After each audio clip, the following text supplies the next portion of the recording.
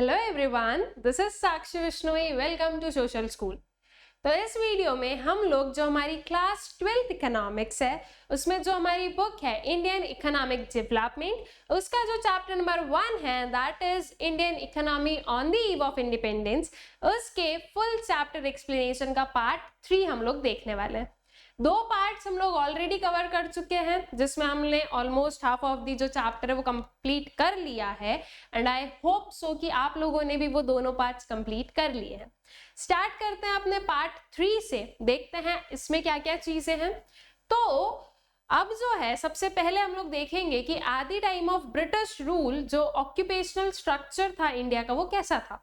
Basically हमारा जो ये पूरा चैप्टर है वो यही चीज को डील कर रहा है कि वेरियस सेक्टर्स को हम पढ़ रहे हैं, वेरियस जो है एरियाज में हम देख रहे हैं कि ब्रिटिश रूल के टाइम पर ये पर्टिकुलर जो है कंडीशन या ये पर्टिकुलर एरिया में इंडिया की सिचुएशन क्या थी। ठीक है, तो वैसे ही हम आते हैं ऑक्यूपेशनल स्ट्रक्चर पर।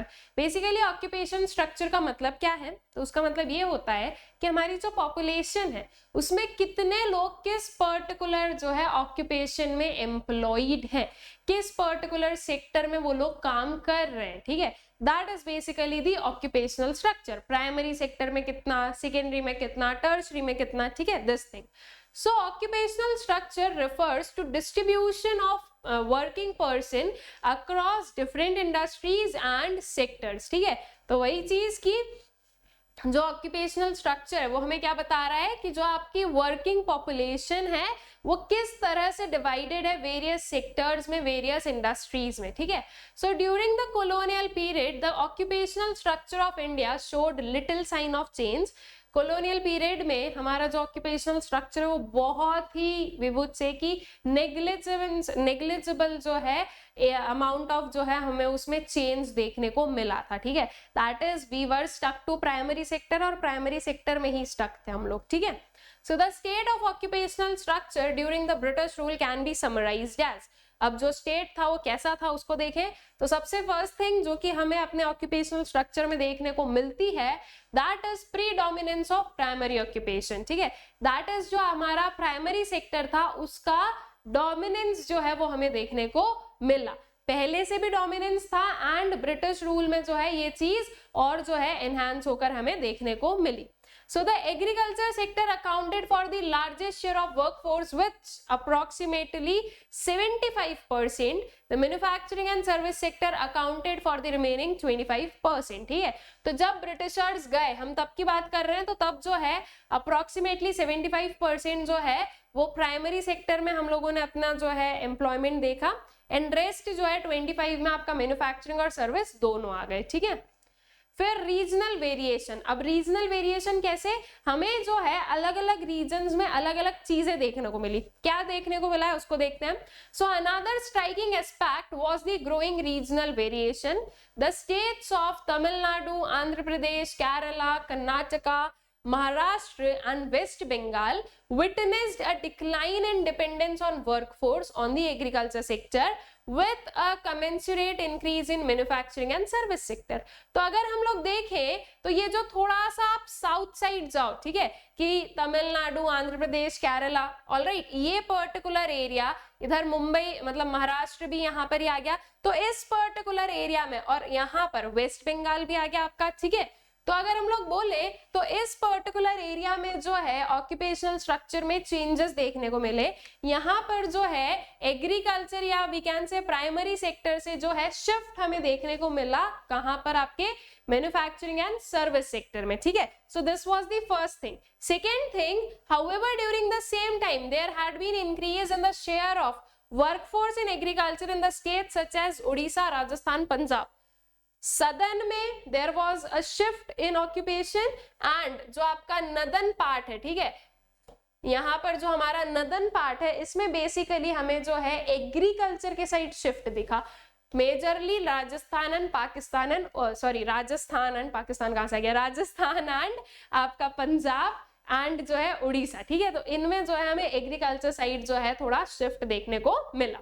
So it can be concluded that during colonial period the occupational structure of India showed a little sign of change। ठीक है, देन आते हैं इंफ्रास्ट्रक्चर पर। बेसिकली इंफ्रास्ट्रक्चर क्या होता है, तो इंफ्रास्ट्रक्चर ना आपके ऐसी फिजिकल चीजें हैं जो कि फर्दर दूसरी चीजों में हेल्प करती है, जैसे कि रोड्स क्या है, इंफ्रास्ट्रक्चर है। अब रोड के थ्रू जो है आपका वेरियस इकोनॉमिक डेवलपमेंट जो है वो बेस्ड होता है, ठीक है। प्रॉपर जो है आपके पास में घर बना हुआ है, दैट इज अ इंफ्रास्ट्रक्चर, ठीक है। प्रॉपर हमारे पास में जो है कम्युनिकेशन ट्रांसपोर्टेशन के जो है इंफ्रास्ट्रक्चर प्रेजेंट है, ठीक है। So this is basically infrastructure. इसको अगर बेसिक टर्म्स में बोले तो ये फिजिकल सिस्टम है ऑफ अ बिजनेस रीजन और नेशन, ठीक है। ये एक फिजिकल सिस्टम है किसी भी जो है बिजनेस का, रीजन का या नेशन का, जिसके थ्रू जो बाकी सारी चीजें हैं वो बहुत ही स्मूथली चलती है, ठीक है। So the infrastructure facilities during the British rule were very poor, ठीक है। infrastructure facilities बहुत ही ज्यादा क्या थी, poor थी। Some efforts were made to develop basic infrastructure like roads, railways, ports, water transport, post and telegraphs, ठीक है। तो जो है वेरियस अटेम्प्ट्स किए गए, वेरियस जो है एफर्ट्स बनाए गए कि वो कुछ इन जो इंफ्रास्ट्रक्चर है इसको डेवलप कर सके, लेकिन किया भी था, लेकिन एज सच बहुत ज्यादा हाई लेवल तक नहीं गए। और अगर इंफ्रास्ट्रक्चर को डेवलप किया भी था तो वो ब्रिटिशर्स ने उनके जो है पर्सनल मोटिव एंड उनके जो है प्रॉफिट मोटिव्स के लिए जो है ये सब कुछ बनाया था। ये याद रखना, हमारे लिए नहीं करके गए वो कुछ, उन्होंने सब कुछ उन्हीं के लिए किया था। बस वो तो जो पीछे चीजें छूट गई थी तो ठीक है, हमने बोल दिया कि that were the positive contributions, ठीक है। तो वो भी उस पर भी आएंगे कि वो क्या क्या थे। So the main aim or the motive behind the infrastructure development was to serve various colonial interests, ठीक है। तो जो मेन एम था वो क्या था, जो वेरियस कॉलोनियल इंटरेस्ट है उसको सर्व करना है, ठीक है। So the state of infrastructure as inherited from the British rule is as discussed. क्या है, सबसे पहले आते हैं रोड्स पर। तो रोड्स बिल्कुल जो है ब्रिटिशर्स ने बनाई, लेकिन कोई बहुत अच्छी रोड्स नहीं बनाई, ठीक है। ऐसे ही काम चलाऊ वाली रोड्स बनाई जिसके थ्रू उनका काम तो हो गया कि उनको जहां से ऐसे पर्टिकुलर जो है विलेजेस जहां पर रॉ मटेरियल्स प्रोड्यूस हो रहे हैं लेकिन वो आ नहीं पा रहे हैं मार्केट तक, तो वो रोड्स बना दी गई कि ठीक है ये जो है पर्टिकुलर मटेरियल्स एंड ऑल जो है वो कहां तक पहुंचेंगे, मार्केट तक पहुंचेंगे। Ultimately that would be used in the industries of Britain, ठीक है। So the colonial administration could not accomplish much on construction of roads due to scarcity of funds. The roads that were primarily served the interest of mobilizing the army and shifting raw materials, ठीक है। The roads that were built, उन्होंने जो है किस चीज का interest serve किया उन रोड्स ने, आर्मी को मोबिलाइज करना, एक जगह से दूसरी जगह पर ले जाना। वेरियस वॉर्स भी हुए बीच में, तो इंडियंस को लेकर गए ब्रिटिशर्स जो है वॉर्स लड़ने के लिए, ठीक है। तो मोबिलाइज करना आर्मी को एंड जो है रॉ मटेरियल्स को शिफ्ट करना, ठीक है, एक जगह से दूसरी जगह लेकर जाना। There always remained an acute shortage of all weather roads. एक एक्यूट शॉर्टेज थी किसकी, ऑल वेदर रोड्स की। ऑल वेदर रोड्स मतलब कि जो हर एक वेदर में चल सके। यूजुअली हम लोग देखते हैं बारिश के आते ही जो है रोड्स की हालत खराब हो जाती है, तो वो ऑल वेदर रोड्स नहीं है, ठीक है। तो there was a shortage of all weather roads, तो उसकी वजह से रेनी सीजन में क्या होता था, ये जो विलेजेस है इनका कनेक्शन कट जाता था from a like bigger area, और फिर जो है वेरियस जो भी नेचुरल कैलामिटीज एंड ऑल आती थी उससे उन्हें बचाया भी नहीं जा पाता था, ठीक है।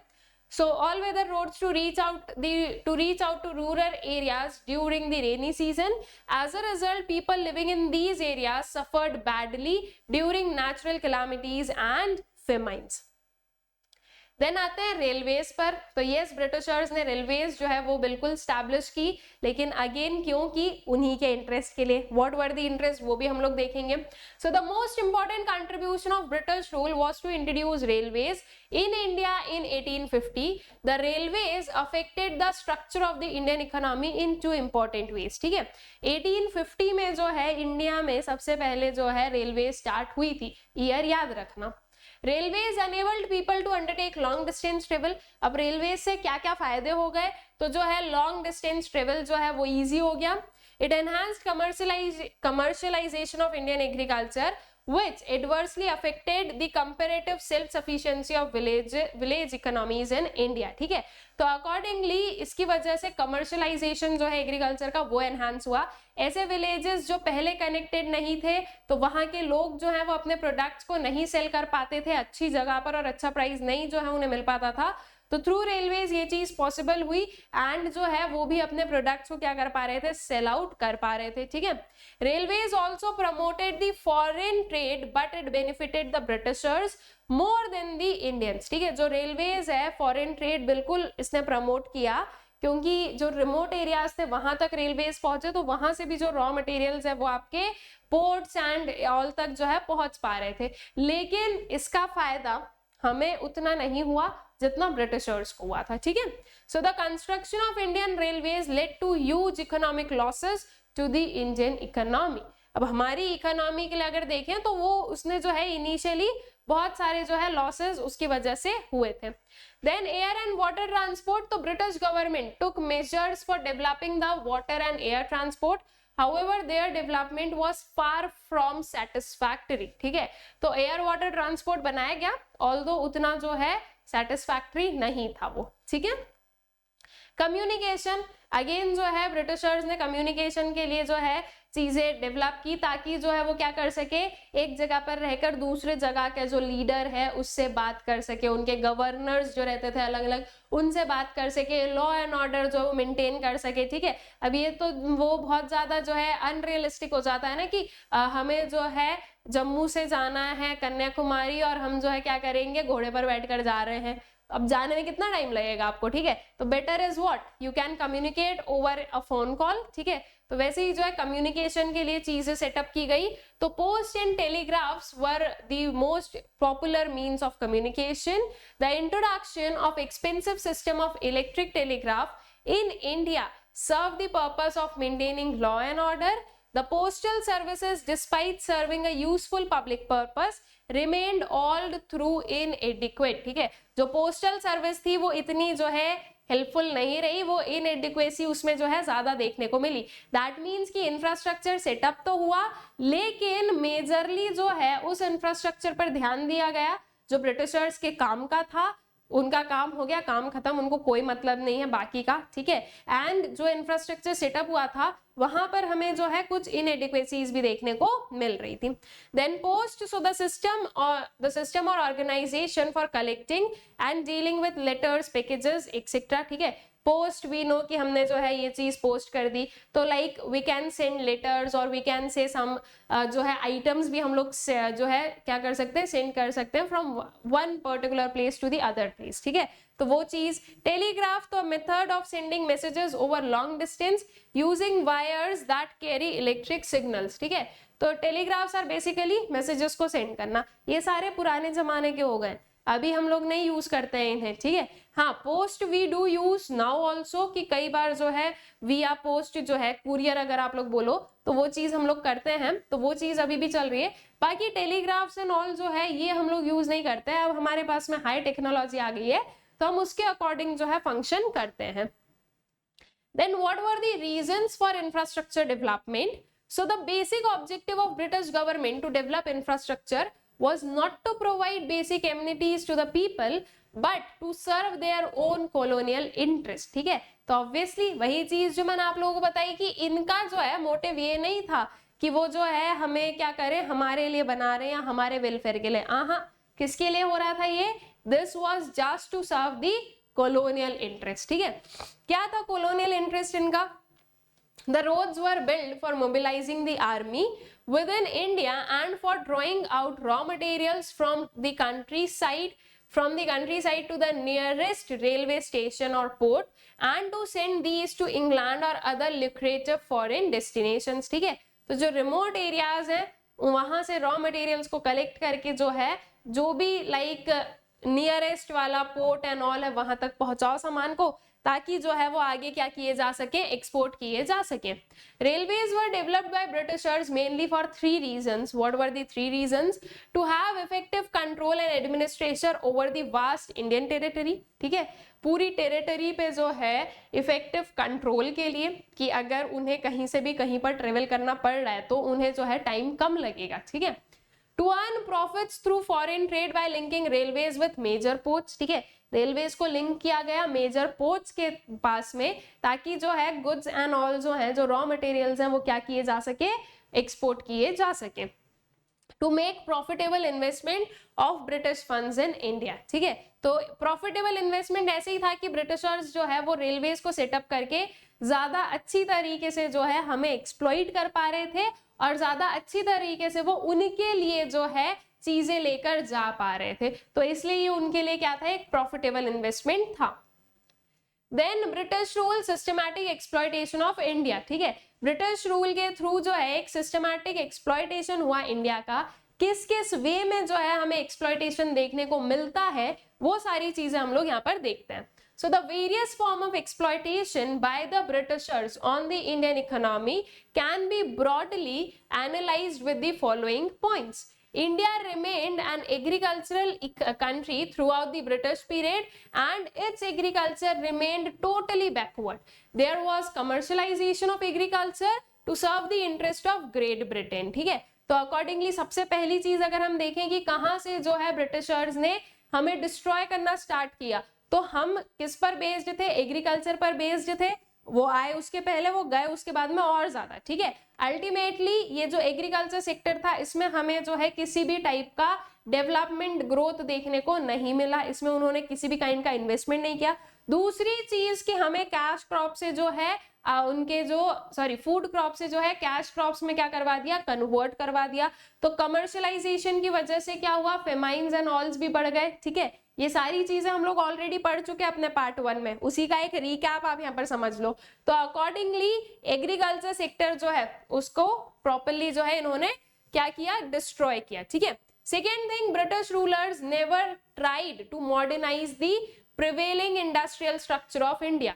ब्रिटिश रूलर्स ने कभी भी ये चीज ट्राई नहीं की कि वो हमारा जो इंडस्ट्रियल सेक्टर है उसको मॉडर्नाइज करे, ठीक है। Obviously they will not try. अगर वो हमारे इंडस्ट्रियल सेक्टर को मॉडर्नाइज कर देंगे तो हम उनके गुड्स क्यों खरीदेंगे और हम उन पर डिपेंडेंट क्यों रहेंगे, ठीक है। तो ये चीज, there was a large scale destruction of world famous handicrafts and cottage industries of the country, and जो है हमें क्या देखने को मिला, एक लार्ज स्केल पर जो है डिस्ट्रक्शन देखने को मिला जो हैंडीक्राफ्ट्स और कॉटेज इंडस्ट्रीज था उसका।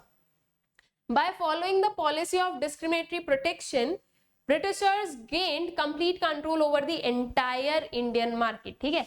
जो डिस्क्रिमिनेटरी प्रोटेक्शन इन्होंने यूज की है, discriminatory tariff policies and all use किया, उसकी वजह से इंडिया जो ब्रिटिशर्स थे वो पूरे के पूरे इंडियन मार्केट पर क्या जो है उन्होंने अपना कंट्रोल बना लिया, ठीक है। सो एग्रीकल्चर सेक्टर को डिस्ट्रॉय, इंडस्ट्रियल सेक्टर को डिस्ट्रॉय, फॉरेन सेक्टर को डिस्ट्रॉय, ठीक है। तो इस पर्टिकुलर वे से सिस्टमैटिक एक्सप्लॉयटेशन जो है वो किया गया था बेसिकली इंडिया का। British rulers gradually transform the Indian economy into a primary producing country, exporting only agricultural products and raw materials necessary for industries in Britain and importing finished goods from Britain, ठीक है। तो हमारी economy को उन्होंने primarily क्या बना दिया था, रॉ मटेरियल एक्सपोर्टर वाली इकोनॉमी, एंड जो है प्राइमरी इकोनॉमी बना दिया, प्राइमरी सेक्टर पर डिपेंडेंट जो है लोगों को बना दिया गया, ठीक है। Then to promote foreign trade and to exploit natural resources of India to their advantage, British rulers built up economic infrastructure, which includes roads and railway network, ports and shipping, irrigation, electricity, etc. ये सारी चीजें आज के time में देखो तो yes it is important, लेकिन अगर उस टाइम पर देखा जाए तो वी वुड से कि इन्वायरमेंटल जो है डिग्रेडेशन काफी हुआ इन सारी चीजों की वजह से, तो उनके बेनिफिट्स के लिए हमारे जो नेचुरल रिसोर्सेज है वो भी एक्सप्लॉइट किए गए थे, ठीक है। तो ये वो चीज हो जाती है आपकी। The British rulers thoroughly exploited the Indian economy through economic drain, economic drain that is जो हमारी वेल्थ है उसका ड्रेन, ठीक है। जो ये लास्ट वाले लेक्चर में हम लोगों ने देखा था कि जो वेल्थ है वो ड्रेन हो रही थी फ्रॉम आवर इकोनॉमी, हमारे अगर हम कोई भी काइंड ऑफ सरप्लस को गेन भी कर रहे थे तो वो ब्रिटिशर्स यूज कर रहे थे उनके फायदे के लिए, हमारे लिए कुछ भी पर्टिकुलर चीजें नहीं की जा रही थी, ठीक है। So this is the thing. The aforesaid nature of exploitative policies of the British rulers resulted in large-scale poverty, stagnation and backwardness of the Indian economy, along with a huge drain of economic resources of the country to Great Britain. ठीक है, तो accordingly इन सारी जो exploitative policies थी ये किस चीज में रिजल्ट की? This resulted large scale poverty में, स्टैग्नेशन में, बैकवर्डनेस में ऑफ द इंडियन इकोनॉमी। ठीक है, तो जो इंडिया की जो इकोनॉमी थी, जो पहले कभी जो है प्रॉस्परस इकोनॉमी हुआ करती थी, वो आफ्टर ब्रिटिश रूल क्या हो गई? एक पुअर इकोनॉमी, एक stagnant economy and one backward economy. ठीक है, तो ये सारी जो चीजें हैं ये ब्रिटिशर्स की वजह से जो है हमें हमारी इकोनॉमी में देखने को मिली थी। ठीक है, Now there were some positive contributions of the British rule, although उन्होंने हमारे लिए सोचकर नहीं किया था, लेकिन वो बाद में जो है पॉजिटिव वी कैन से कि हाँ ठीक है, वो कुछ चीजें अच्छी उनके फायदे के लिए की थी, लेकिन वो कुछ चीजें अच्छी हमारे लिए हो गई। क्या थी? तो British rule also had some positive effects on the Indian economy. They are discussed as under self-sufficiency in food grain production. Commercialization of agriculture initiated by British government resulted in self-sufficiency in food grain production. ठीक है, अब initially तो ये चीज नहीं हुई थी, लेकिन फिर जो है धीरे धीरे जैसे कमर्शलाइजेशन हुआ, तो इनिशियली नहीं हुआ, 200 साल जो है उन्होंने यहाँ पर क्या किया था? रूल किया था। तो स्टार्टिंग में नहीं हुआ, लेकिन लेटर स्टेजेस में जो है बिकॉज ऑफ कमर्शलाइजेशन जब थोड़ा थोड़ा अर्न करने लगे थे हमारे फार्मर्स, तो उसकी वजह से जो है सेल्फ सफिशिएंसी इन फूड ग्रेन प्रोडक्शन भी होने लगा कि जो है वो सारी चीजों में जो है क्या हो रहा है, लाइक आपके जो फूड ग्रेन्स बन रहे हैं या प्रोड्यूस हो रहे हैं वो आप सबसिस्टेंस फार्मिंग ना कर अब जो है आप कमर्शलाइज कर रहे हो। ठीक है, कि आप उसको सेल आउट कर रहे हो, तो अगर आप सेल आउट कर रहे हो तो वो सभी के लिए क्या हो रहा है? यूजफुल बन रहा है। ठीक है, सो अकॉर्डिंगली कमर्शलाइजेशन की वजह से जो है फूड ग्रेन्स में सेल्फ सफिशिएंसी हमें देखने को मिली। बेटर मीन्स ऑफ ट्रांसपोर्ट, तो यस रोड, रेलवेज ये सारे बने तो बेटर मीन्स ऑफ ट्रांसपोर्ट हमें मिला ही। ठीक है, so development of roads and railways provided cheap and rapid transport system and opened up new opportunities of economic and social growth. ठीक है, देन चेक ऑन फेमाइंस। अब रेलवेज एंड रोड्स की वजह से क्या हो रहा है? ऐसे रिमोट एरियाज जहां पर पहले नहीं पहुंचा जा सकता था, अब वहां तक भी पहुंचना इजी हो गया है। तो अगर ऐसे एरियाज में फेमाइंस एंड ऑल आते हैं तो वहां पर जो है फूड ग्रेन्स वगैरह क्या किए जा सकते थे? सप्लाई किए जा सकते थे। ठीक है, तो फेमाइंस के लिए भी ये चीज अच्छी रही। So roads and railways worked as a great check on the occurrence and impact of famines, as food supplies could be transported to the affected areas in case of droughts. ठीक है, then shift to monetary economy, barter system से हम monetary economy पर shift हुए, तो this is also a good thing. ठीक है, तो जो ब्रिटिश रूल है helped Indian economy to shift from barter system of exchange of goods for goods to monetary system of exchange. Effective administrative setup, Britishers का जो setup था that was very good. Even जो है उनके बाद में भी उनका जो सेटअप है वो यूज किया गया है। ठीक है, so the British government had an efficient administrative system which served as the ready reckoner for Indian politicians. तो उनका जो सेटअप था उसी में जो है हम लोगों ने भी अपना जो है आफ्टर इंडिपेंडेंस क्या किया, पूरी जो लाइक प्लानिंग एंड ऑल थी वो सारी चीजें, पॉलिसी मेकिंग एंड ऑल वहीं से जो है स्टार्ट की थी। तो वो एक चीज जो है हमारे लिए एक रेडी जो है रेकॉनर मिला, हमें एक रेडी टू यूज इंफ्रास्ट्रक्चर हमें मिला था। ठीक है, so these were some of the positive contributions that were because of the colonial rule. अब आते हैं state of Indian economy on the eve of independence. Basically on the eve of independence क्या state था Indian economy का, उसको हम जरा जल्दी से जो है समराइज कर लेते हैं। इस पर्टिकुलर चैप्टर में पूरा जो पढ़ा है ना उसी पर्टिकुलर चीज को यहाँ पर हमें समराइज करना है कि एट द एंड अगर हम लोग बोले तो इंडियन इकोनॉमी हमें किस पर्टिकुलर स्टेट में मिली थी। सबसे पहले स्टार्ट करते हैं सो कॉलोनियल इकोनॉमी से। चलो, during the British rule the Britishers transform the Indian economy into colonial, backward, semi feudal, stagnant, backward, depleted and amputated economy. ये सारी इकोनॉमीज क्या है इन्हें देख लेते हैं। कॉलोनियल इकोनॉमी से स्टार्ट करते हैं. So in India colonial exploitation is a long history spread over nearly 200 years. We very well know this thing. British rule resulted in huge drain of wealth from India. देखो, this is a kind of summary आपके पूरे chapter की, तो इसलिए जो है मैं वापस उतना डिटेल में नहीं जाऊंगी, ठीक है. अगर आपने स्टार्टिंग से सारे पार्ट्स देखे होंगे तो आई कैन अश्योर यू कि यहाँ पर जो है आपको सारी चीजें समझ में आ जाएगी, और अगर नहीं देखा है तो अभी देख लेना, ठीक है. सो ब्रिटिश रूल जो है that resulted in huge drain of wealth from India. British rule की वजह से इंडिया से जो है वेल्थ जो है वो काफी ज्यादा क्या हुई थी, काफी ज्यादा जो है ड्रेन हुई, ब्रिटिशर्स जो है वो लेकर गए. In order to facilitate growing British industry with the supply of raw materials from India, they also encouraged commercialization of Indian agriculture to transform Indian economy into a British colony. ठीक है, British की colony, उनके rules जो है वो यहाँ पर use होने लगे, तो उन्होंने जो है इंडिया को उनकी कॉलोनी बना लिया था. ठीक है, the impact of British colonial policy was deep on India even at the time of independence. और उनका जो इम्पैक्ट था वो बहुत डीप था. अगर कोई उस टाइम पर, मतलब अगर आप किसी को जानते हो जो उस टाइम पर रहते, जो उस टाइम पर थे, जो ब्रिटिश रूल के अंदर जो है रहे हैं, तो यू कैन आस्क देम कि कैसा पर्टिकुलर पीरियड था. ठीक है, तो बहुत ही जो है डीप जो है जो ब्रिटिशर्स हैं उन्होंने वो अफेक्ट करके गए हैं हमारी इकोनॉमी को और यहाँ के लोगों को. ठीक है, Now semi-feudal economy का मतलब क्या है? So by the close of the British period, there were two aspects of Indian economy. First one was introduction of feudal system and second one was introduction of capitalist system. Feudal system basically क्या है? तो feudal system is a landlord-tenant relation. ठीक है, एक landlord है, एक tenant है, that is जो उसके अंदर काम कर रहा है. तो you can say कि एक boss है और एक जो है उसका एम्प्लॉय है. ठीक है, ये particular system is the feudal system. So the land settlement system gave birth to the feudal relations, that is landlord tenant relations.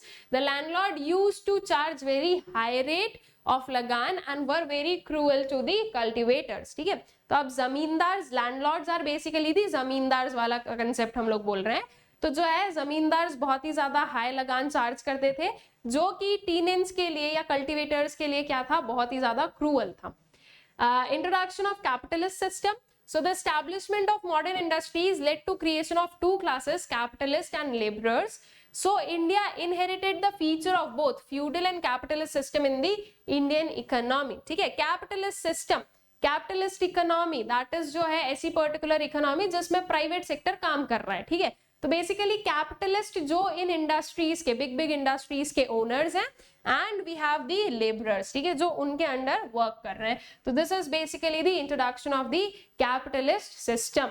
ठीक है, देन स्टैग्नेंट इकोनॉमी. तो ये तो बहुत ही क्लियर है कि हमारी जो इकोनॉमी है that was stagnant during the British rule and at the time of independence. हमारी इकोनॉमी ग्रो नहीं कर रही थी, स्टैग्नेंट थी वो. ठीक है, so a stagnant economy is one which is growing at a very low rate. On the eve of independence, Indian economy was a stagnant economy as country's growth of aggregate real output during the first half of 20th century was less than 2%, and growth in per capita output was only 0.5%. तो हमारी जो economy थी उसमें जो proper अगर आप output देखोगे तो 2% का या 2% से कम का जो है आपको इंक्रीज दिख रहा था इन द आउटपुट, एंड जो आपका पर कैपिटा आउटपुट या पर कैपिटा इनकम था दैट वाज जस्ट 0.5%. ठीक है, तो बहुत ही ज्यादा जो है स्टैग्नेंट इकोनॉमी का स्टेट हमें देखने को मिला. देन बैकवर्ड इकोनॉमी, बैकवर्ड थी हर एक चीज, like backward in the sense productivity कम है, लिटरेसी नहीं है. ठीक है, एम्प्लॉयमेंट नहीं है. These are like features of your backward economy. So at the end of British rule Indian economy was a backward and underdeveloped. The main reasons for the backwardness of Indian economy were low level of productivity, low per capita income, traditional methods of agriculture, high birth and death rate, mass illiteracy. ये सारे ही features हम लोग detail में इस particular chapter में already पढ़ चुके हैं. ठीक है, तो ये सारी चीजों की वजह से वील से कि जो इंडिया की इकोनॉमी थी that was a backward economy. Then आता है डिप्लीटेड और depreciated economy. Now what is basically depleted या फिर डिप्रिशिएटेड इकोनॉमी हम किसे बोलते हैं? तो depleted economy refers to an economy where no arrangements have been made to replace the physical assets depreciated due to excessive use. देखो एक simple सी चीज है, वी ऑल नो कि जो हमारे फिजिकल एसेट्स है वो डेप्रिशिएट होते हैं, कोई भी मशीनरी है दैट विल डेप्रिशिएट। अब अगर कोई मशीनरी है वो अगर डेप्रिशिएट हो रही है तो after a point of time आपको उसको रिप्लेस करना पड़ेगा। जब वो काम नहीं करेगी तो आपको उसको रिप्लेस करना पड़ेगा। फॉर एन एग्जाम्पल, हमारे घर में रेफ्रिजरेटर है, ठीक है, उस रेफ्रिजरेटर को खरीदे हुए 15 साल हो चुके हैं एंड अब जो है वो धीरे धीरे क्या हो रहा है, डिटोरिएट होती जा रही है उसकी कंडीशन एंड एक टाइम के बाद में हमें उसे रिप्लेस करना पड़ेगा, ठीक है। तो जब आपके पास में ये जो डेप्रिशिएटेड वाले असेट्स हैं इनको रिप्लेस करने का कोई ऑप्शन ना हो ना, तो that would be a depleted economy. That means कि हमारे पास में न्यू मशीनरी या न्यू जो है कैपिटल स्टॉक नहीं था कि हम इन जो डेप्रिशिएटेड असेट्स हैं उन्हें क्या कर सके, उन्हें रिप्लेस कर सके, ठीक है। तो ऐसी पर्टिकुलर इकोनॉमी को जो है डिप्लीटेड या फिर डेप्रिशिएटेड इकोनॉमी कहा जाता है, ठीक है। So during the Second World War, Indian industries had to work beyond their capacities to meet the increased demand of plant machinery, equipments, etc. for the war. However, British rulers did not make any arrangements to replace the depreciated physical assets. As a result, British rulers had left a seriously depleted economy, ठीक है। तो British rulers काम तो भरपूर ले रहे थे लेकिन जो है कुछ भी ऐसा नहीं किया उन्होंने कि वो हमारे लिए अच्छा हो जाए। तो उन्होंने जो है हमारी इंडस्ट्रीज एंड ऑल को बहुत वर्क तो करवाया लेकिन वहां की जो ये लाइक मशीनरीज एंड ऑल थी, वहां का जो कैपिटल स्टॉक था उसको रिप्लेस करने के लिए कोई भी एफर्ट्स नहीं बनाए, ठीक है। So that is basically the feature of your depleted economy, ठीक है। देन आता है amputated economy. So the Britishers policy of divide and rule always prompted discrimination between various groups on the basis of religion, caste, language and culture। ये तो खैर Britishers का था ही, divide and rule, ठीक है। इन्हें जो है बांट बांट के रूल करो, ये आपस में ही लड़ने लगेंगे, तो वो चीज बिल्कुल प्रोमिनेंट थी, ठीक है। एंड उसी के चलते जो है इंडिया पाकिस्तान वी नो कि इंडिया और पाकिस्तान दो अलग अलग नेशंस बनाने पड़े थे, ठीक है। तो जो है जो ब्रिटिशर्स का ये पॉलिसी था डिवाइड एंड रूल का, that was like always on their top of the head. उन्होंने इसका यूज बाद में भी किया। So as a result on the eve of independence country was geographically divided into two parts, India and Pakistan. तो obviously we know कि ये बहुत ही ज्यादा जो है लाइक बहुत ही ज्यादा डेडलियस वाला सिनेरियो था कि ये चीज हुई, ठीक है। Partition was not at all good, so but अब हुआ है तो अब वो उस चीज को हमने क्या किया है कि अपने आंसर्स एंड ऑल्स में हम लोग उसे पुट कर सकते हैं, ठीक है। So partition of the country virtually disrupted the economy due to problem of rehabilitation of large number of refugees from Pakistan.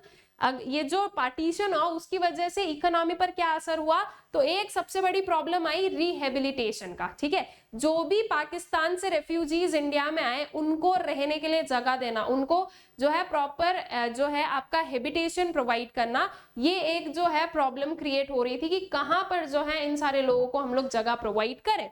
Shortage of raw material for jute and cotton mills as most of the cotton and jute growing areas went to Pakistan, ठीक है।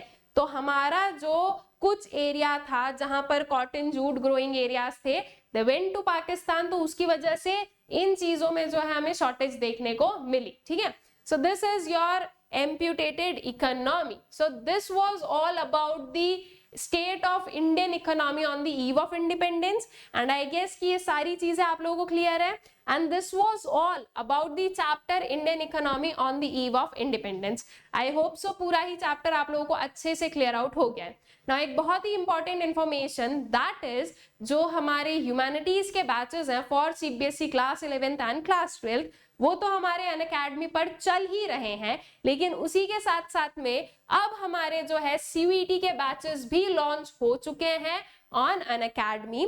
CUET के humanities के लिए we have a dedicated batch, Lakshya batch. इसकी जो link है वो आप लोगों को डिस्क्रिप्शन बॉक्स में मिल जाएगी। जो CBSE class 11th Inception humanities batch है इसकी भी लिंक डिस्क्रिप्शन में है। एंड जो 12th क्लास का विक्ट्री ह्यूमैनिटीज बैच है। अगर अभी तक आप लोगों ने इन बैचेस में एनरोल नहीं किया है तो जल्दी से जाकर एनरोल कर लीजिए और इस अपॉर्चुनिटी को मिस आउट मत कीजिए। सारे जो आपके बैचेस हैं उनकी जो लिंक है वो डिस्क्रिप्शन बॉक्स में अवेलेबल है, तो वहां पर जाओ, क्लिक करो, एनरोल करो। एनरोल करने के लिए और मैक्सिमम डिस्काउंट्स के लिए हमेशा याद रखना है क्या, एक code that is Sakshi SAKSHIV। इस कोड को जो है यूज करो एनरोल करने के लिए, डिस्काउंट्स पाने के लिए एंड जो है आपके बैचेस को स्टार्ट करने के लिए। ऑल्सो आप लोग हमारा जो टेलीग्राम चैनल है सोशल स्कूल उसे ज्वाइन कर सकते हो, जहां पर आपको वेरियस अपडेट्स मिलते रहेंगे रिगार्डिंग चैनल पर क्या चल रहा है, कब कौन सा वीडियो आ रहा है, ये सारी चीजें। आई होप सो ये सभी कुछ जो है आप लोगों को अच्छे से क्लियर आउट है एंड ये जो हमारा पूरा चैप्टर है ये भी अच्छे से क्लियर आउट हो गया है। Thank you.